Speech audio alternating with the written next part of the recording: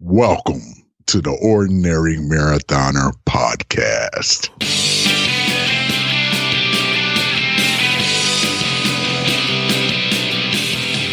Hello and welcome to the Ordinary Marathoner Podcast. My name is Coach Scott. I'll be your host today. It is Friday. I know. Guys, I'm sorry. I know, Friday. I had a nice little streak of Thursday podcasts going. A nice streak. I was feeling good. I was kicking them out every Thursday. Boom, boom, boom. And now, just totally blew it. The good news, I have an infallible, impermeable, impenetrable excuse as to why. I always call it excuse, but we had the power go out on Tuesday. A tropical storm came through. I think we had tornado warning, and the power went out. It was one of those things too. It was just one of those things where they said initially it was like, all right, your power is going to come back at 3:00 on Wednesday, and we're like, yeah, all right. And we're thinking that's good. And then they kicked it out to 10 p.m. Wednesday, and we're like, oh, all right. And we went through our freezer because I just went to Costco. Went through our freezer, got all the meat, right? Some of you guys, you're ethical vegetarians. I am an ethical meat eater. The way I look at it is we have all this meat in the freezer. It's going to go bad. All these animals live for nothing, right? Their whole entire reason for living is to be on my plate.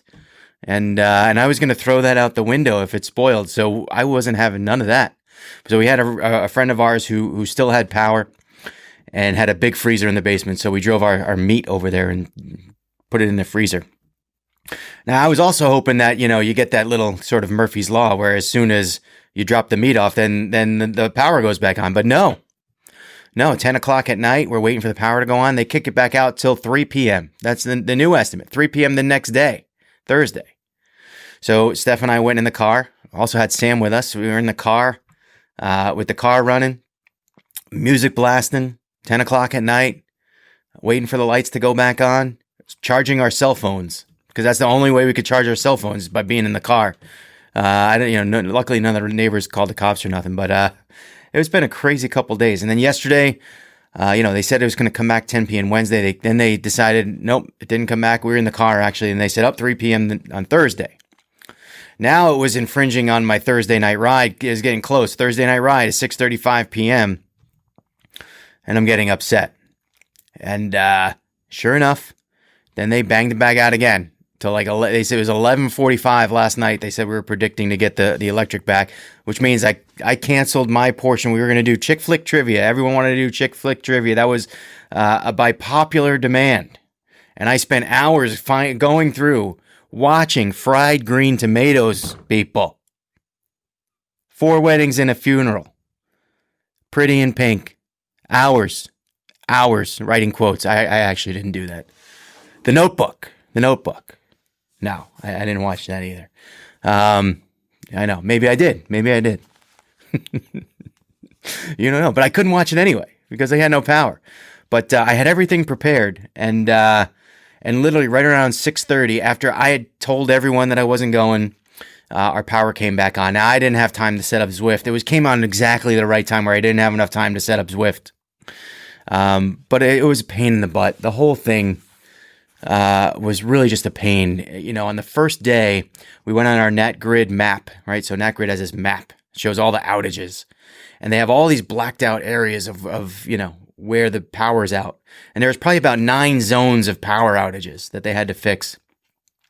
And we clicked on ours, and we're in like kind of a main thoroughfare. So we figure it's like a pretty important zone that they need to get done quickly. And we're expecting to be one of the first people. We click on all the zones. And we were early on. We were like one of the first ones predicted. Remember I said 3 p.m. on Wednesday, and we're thinking, all right, we're going to get our power back quickly. And all those other zones disappeared. Power going back, until we were the very last one. Of course, it works that way, right? Of course. I'm very cynical. It's very hard for me to kind of. I'm not an optimistic person. I know you guys are going to find this hard to believe. I'm not an optimistic person. Monday night, this is actually, I think it was Monday, it might have been Sunday night. The girls went to bed, and I'm kind of looking at Netflix thinking, all right, what am I going to do with some of my time here? I've been watching a lot of sort of motivational videos. lately, and I've talked about this. So I'm kind of going through. I'm looking for something that's going to kind of, that's something that's not too long. I don't want a 2.5 hour movie because it's getting late. And, but I didn't want to start a new series because then you get roped in and you got to watch 8 seasons or something. I don't want that. So I found, I click on the thing. It's a movie called The Secret. And I knew it was a book and I knew it was kind of like a motivational thing, but I didn't know. I kind of assumed it was a movie.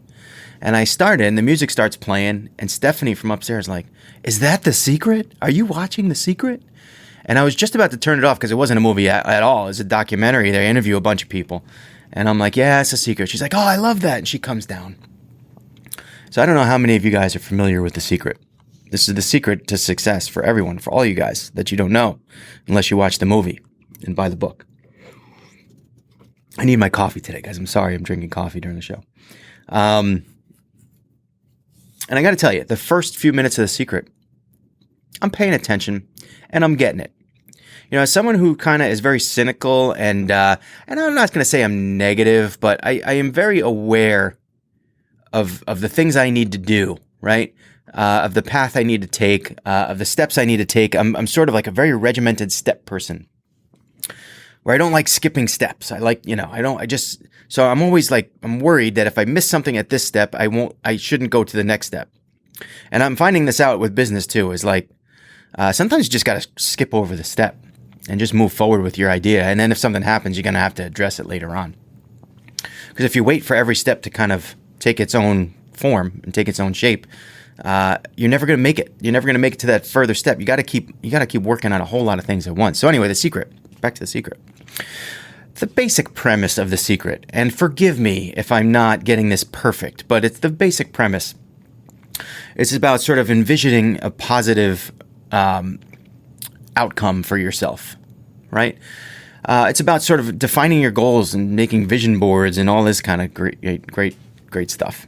And initially, I'm good, right? So The Secret says, think about the things that you want, the things that you want to have happen, the things that bother you. Think about them less, and think about, and one guy was saying how he envisioned this house that he wanted to live in. He even had a vision board and put a picture of the house. And years later, he found the board, and he's looking at it. He's like, "Wow, I live in that house. That's pretty much exactly the house that I live in." So basically, that if you focus on the positive, on attaining your goals, and there's a whole law of attraction type of thing that goes into it. And look, I got to tell you, some of it I can not that I agree with it, because again, what happens is you get the story from the people who are A, are selling it to you, and B, are successful. You're not getting the people that it didn't work, right? So that's one of the things I don't like about the whole motivational speaking business, and one of the reasons why I find it hard for myself to get involved and start doing stuff like that. Anyway, but I do consume it on the other end. Anyway, I'm watching The Secret, and Stefany's like, "You're too negative. You can't, you need The Secret." And as we watch The Secret, I'm like, I could deal with this. I can, and we start envisioning like these grand things, and it reminded me of a podcast that we did with Ben Hinton a while back. Now, Ben Hinton, and we talked about this during the podcast. He dreams big.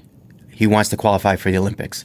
I could never make a goal like that for myself because I'm thinking I would never qualify for the Olympics. So the idea with The Secret, dream big, envision it big, stay positive, law of attraction, things will happen and you will eventually attain the things that you are dreaming big about. So I'm looking at my backyard and I'm thinking, man, we just started Team Ordinary LLC and things are going well and we're getting a lot of new coaching business in. It's been great. Athletes are doing really well. Everyone's focused. Everyone's doing, it's really been amazing. Amazing. And I'm thinking, man, all right, what would the ultimate be? And I'm looking at my backyard, which is kind of like I have this long backyard. It's not that wide, but I'm thinking, man, I could put like an Olympic swimming pool. Not a giant Olympic swimming, but like maybe like a 25, all right, so 25-yard swimming pool, right? So I could get laps in and I could make like a little track around the yard and it might be like 1/8 of a mile or something. I don't know, probably not even that, maybe it's, 1/10 of a mile. And I could do loops around the house or whatever. Our local gym has a bubble that they put over their pool in the winter. so they can keep the pool open in the winter. And I'm like, man, I could put the bubble in the backyard over the pool. And I could train, and I could have people over to train, and I could do, and God knows, look, I know. See, now immediately my brain goes to this. I could never get by the zoning board, right? I could never get by the planning board. But again, that's the way I think with the steps. Anyway, so I'm thinking of these grand things, and it's making me happy. It was making me happy, I admit. I went to open my bank account for our business. For Team Ordinary LLC, went to the bank on Tuesday. And here you have to so with COVID, you have to make an appointment at the bank, and you go there. So I got there at noon, and the clouds were supposed to open up, and the storm was supposed to come right about that time. I walked in. It took an hour to open up my TD bank account. Can you imagine that? An hour to sit down. And they try to cross-sell you on everything, and she's got to ask me 100 different questions, and it's kind of a pain in the butt. But the rudimentary form of bank business is to open an account. You would think the process wouldn't take so long, but it did. It took over an hour to open an account. And while I was in there, the skies opened up, and I'm looking at my car, and it's getting pelted with rain, and the wind is terrible. I would almost say with the tropical storm, they could have left for the day. Like they could have just wrapped things up and left the office for the day. But I got there in time. The account opened, and just as I was leaving, the rain stopped. I got into the car, I drove home, and then the rain started again. And I'm thinking, man, this secret works. This secret works. But there's another part of the secret, and like you kind of keep watching, and like the guy goes, oh, you hate it when you get bills in the mail. Every time I open the mailbox, I get bills. Well, if you envision that you're not going to get bills anymore, eventually you won't. And next thing you know, you're going to open the mailbox and there'll be checks. And I'm thinking, what? Did the electric company just stop sending you a bill? Like, what happened here? Do you just not get the cable bill anymore? You don't get free Wi-Fi all of a sudden? Like, what's going on? It's like they kind of just went off the cliff. And as I started, thinking about it and just kind of making fun of it a little bit with Stefany, you're not living by the secret. You're not living by the secret. You're not doing it right. Mind you, I got to tell you, every morning I woke up, every morning I woke up, I looked out the back window and I envisioned my pool and just getting up in the morning and going out for like a swim, doing like my training in the morning in my own pool, in my own backyard. And I'm thinking, man, and look, guys, I know pools are a pain in the butt, and you guys are all going to tell me that, especially if you have pools, right?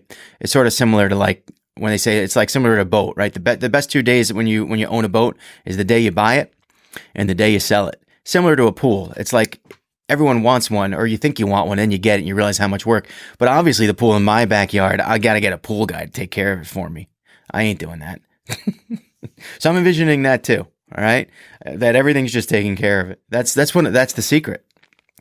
That's the secret. So anyway, then we lost power, and then the power just stayed lost day after day, and everyone's getting frustrated, and it's driving people mad. And then it comes back like 2 minutes before the Thursday night ride after I told everyone I wasn't going. The ride still happened, apparently. Todd Seiden. But I didn't make it in time. And Stephanie's like, "You're not using the secret." I'm like, "I'm trying. I would go power on." She's like, "You're not thinking positively." And I'm like, "Well, I am. I'm positively sure that the power's not going on." But it just didn't work out. So the secret, I don't know. I'm still thinking about it. I'm still kind of using it, I guess. There is something to be said about visualizing success. And I think too much of us, especially in this sport too, we sell ourselves short with goals, right? We do. We sell ourselves short with goals. I want to run a marathon. And then that's it. And you don't have a time in mind. And then you wind up completing the marathon. You say, maybe I'll do a little bit better next time. And then you maybe do better, maybe you don't. But, and I'm guilty of this for sure. How many of us go through life and walk through life without goals specific to themselves, whether it be business goals, work goals, family goals?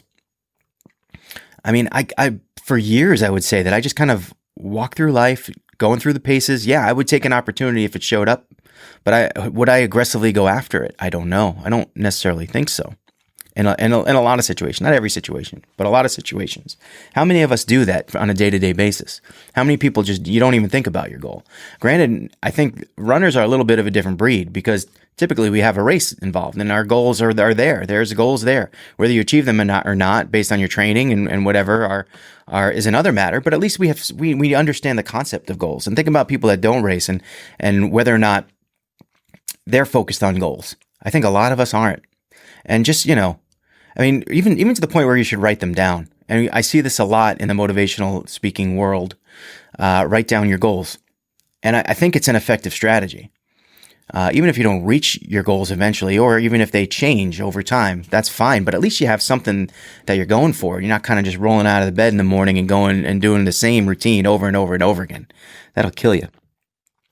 Now, I have a client of mine whose goal is to eventually become an Ironman. And I think for her, there was probably a time where that was not even a thought in her mind that could happen.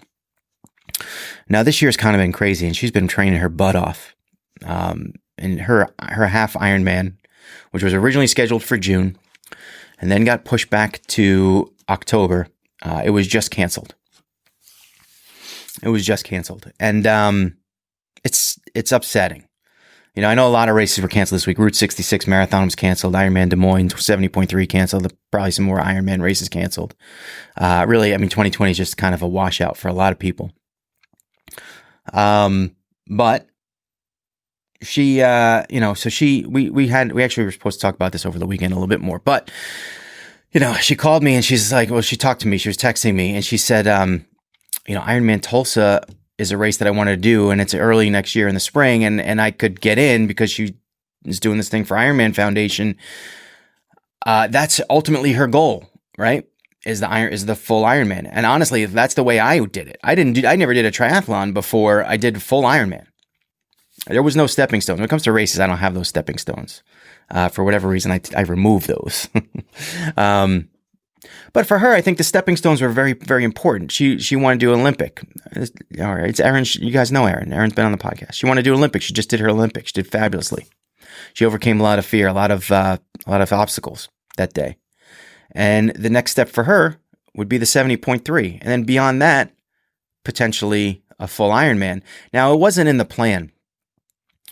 It wasn't in the plan to have her do a full Ironman early next year. And I think with the time, she could probably do it. I think she could train herself up to that area, that level by then. But she would skip the 70.3.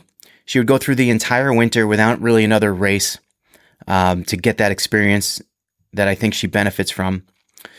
And it wasn't really the plan. The plan was, all right, we're going to do another 70.3 before we do a full. And on top of that, in order for her to do a full, she's not going to really have sort of that downtime, that off season, that base phase. She would be training and going through a build phase for almost a year and a half, which is not optimal from a coaching standpoint or from an athletic standpoint. It would be very difficult. She might have some time off, but she really couldn't get a lot of time in order to build up all she needs to build up for a full Ironman. So here's the situation as a coach, right? And because part of me thinks about it, and I think about, what I think about specifically? You guys ever see the movie Pursuit of Happiness? Now there's a scene in Pursuit of Happiness, right, where Will Smith this kid's playing basketball, and Will Smith in the movie sucks at basketball. He's like, he tells this kid, you shouldn't really bother with this because Dad stinks at it. And because I stink at it, that means you're probably going to stink at it. So don't even bother living your dreams. And then he kind of realizes what he said and he takes it back, right? And he gives his whole speech and it's touching. I don't want to be that coach that tells someone that they can't do something. I don't want to be, I don't like, but there, on the other hand, there's the plan and there's the intelligence behind, the steps that you're taking and whether or not, and I think what we did was we kind of went over a lot of that. Why did we have this path in mind when we set out to do this, 6 months ago? Do we stick with the plan? Do you want to go off the plan? I think she could do it. It's just probably not the smartest thing. It's not the it's not the optimal for her. And we talked about it a lot. And I believe that we, again, it's not set in stone yet. We still have to have a conversation, but I believe that we're going to go and we're going to do Ironman Des Moines 70.3 in June, as opposed to taking on the full Ironman in Tulsa, which I think is the smart decision. But again, you never want to tell someone that they can't do something. I didn't want that to be sort of the, especially with, if she has the secret, she could use the secret to then want to do full Ironman, and then we're good. Then we're good. Don't even have to train. Just use the secret. I'm really hitting on the secret today, and that's all right. Hey, listen, guys. I'm gonna wrap that up for today. Training for me has been, I got to tell you that I went into the gym this morning, and I haven't been in the gym since Monday, since the power went out. And I walked in there, and I have not been 4 days without the gym in probably a year. And I walked in there this morning, and there were just cobwebs everywhere. I was like walking like Indiana Jones through, I was just walking through the cave, cobwebs. And but I'm setting it back up, and we got to get back to business with training. I know I've been talking about doing an ultra. It's still on my mind. I got to get out more. The good thing about losing power and ditching all of my food to my neighbor's freezer is that I haven't been eating. I'm down about 3 pounds over the last couple of days. So that was good. But I'll fill you guys in a little bit on the ultra stuff and on the next podcast, I think. And yeah, tonight, other thing is tonight, we're doing things a little bit differently with our happy hour. Friday night, I was a little concerned about Friday night happy hour. Mike Swinger's coming on. Here's his book. I got his book right here. You guys don't believe me. Well, it's right here. Runner's Fix. It's right on the desk right here. Mike's going to be giving away a copy of Runner's Fix to someone who, we're going to take the names of everyone who sends in a question for him to answer. And if you send in a question, your name will go on the list. We're going to pick a winner. You're going to get a copy of Mike's book. He's a physical therapist. He's going to have a lot of questions about running-related injuries, how to avoid them, how to stretch, all that good, all the good injury-related things that we need, information we need as runners as we train and do all that good stuff. The one difference this week in our happy hour is we have a registration process that you have to. It's not even a process. I say process. Basically, it's your name and your email address. And when you register for the happy hour, all you're going to do is you're going to get a personal link to then go to enter the Zoom meeting. Okay, it's just a little added process. We just wanted to add that so that Mike could kind of share that with his people too, and with the link going to the public.